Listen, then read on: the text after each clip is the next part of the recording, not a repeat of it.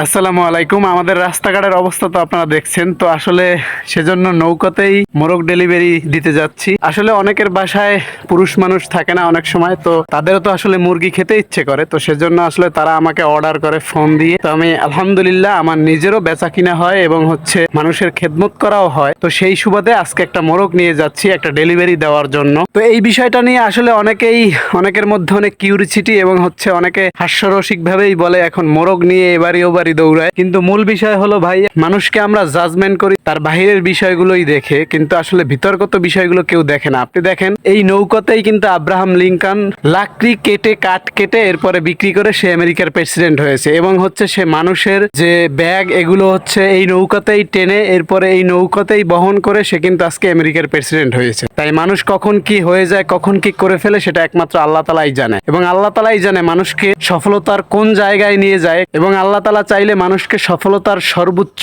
শিখরে পৌঁছাতে পারে। তাই ধৈর্য ধরতে হবে এবং মানুষের বাহিরের বিষয়গুলো দেখেই মানুষকে জাজমেন্ট করা উচিত না।